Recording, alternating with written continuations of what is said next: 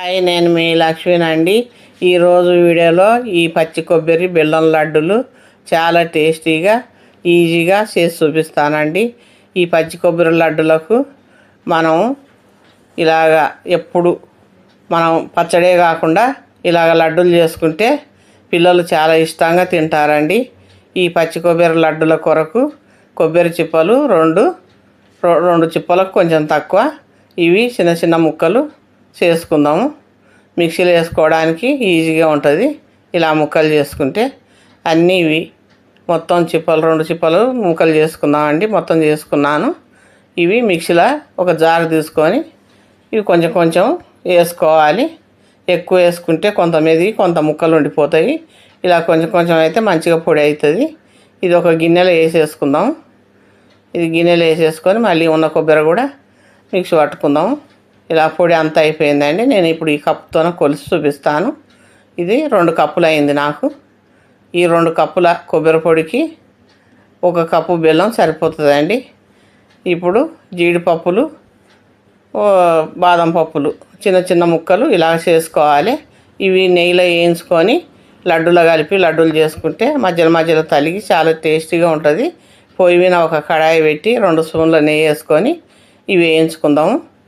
ఇవి లైట్గా ఏగ వరకు వేయించుకొని తీసేసుకుందామండి.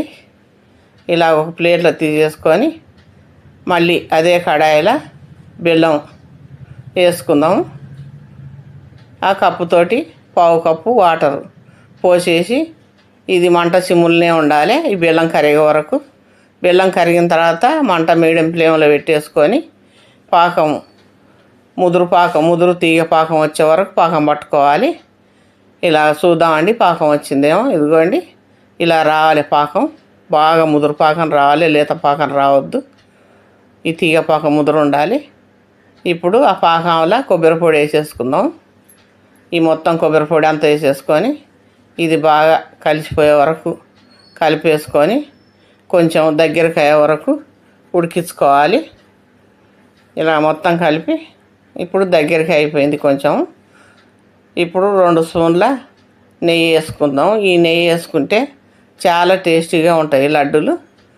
బాగా వేయించిన బాదం పప్పులు, జీడిపప్పు, యాలకుల పొడి వేసేసుకొని ఇది బాగా జిగురు వచ్చే వరకు దగ్గరికి వచ్చే వరకు ఉడికించుకోవాలి. అట్లా దగ్గరికి వస్తేనే మనకు లడ్డూలు కట్టుకోవడానికి ఈజీగా ఉంటాయి. చూడండి, ఇలాగ జిగురుగా దగ్గరికి రావాలి. సరిగా ఉడకపోతే విడిపోతాయి లడ్డూలు. ఇప్పుడు ఇది ఒక ప్లేట్లో వేసేసుకొని ఆరనిద్దాం. ఆరిన తర్వాత లడ్డూలు కట్టుకుందాం. మీ ఇష్టం వచ్చిన సైజు, మీకు చిన్న సైజు కావాలంటే చిన్నది, పెద్ద సైజు కావాలంటే పెద్ద సైజు ఇలా లడ్డూలు కట్టుకోండి. పిల్లలకు చాలా ఆరోగ్యం అండి ఈ లడ్డూలు. ఇవి పచ్చి కొబ్బరి, బెల్లము, డ్రై ఫ్రూట్స్ కదా, అన్నీ ఆరోగ్యకరమైన పదార్థాలు. పిల్లలు చాలా ఎదుగుదలకు చాలా బాగుంటుంది అని చెప్తారు. ఇది అప్పుడప్పుడు పిల్లలకి ఇలా చేసి పెట్టండి. ఈ వీడియో మీకు నచ్చిందండి. ఈ వీడియో మీకు నచ్చితే లైక్ చేయండి, షేర్ చేయండి. మా ఛానల్ను సబ్స్క్రైబ్ చేసుకొని వారైతే సబ్స్క్రైబ్ చేసుకోండి. ఈ లడ్డూలు చాలా కమ్మగా ఉంటాయి. ఇవి నేను తుంపి కూడా చూపిస్తాను. ఇవి చాలా జ్యూసీగా చాలా కమ్మగా ఉంటాయి. ఇవి తింటా ఉంటే తినాలి అనిపిస్తాయి. ఇవి ఒక్కసారి మీరు చేసి దీని టేస్ట్ చూడండి.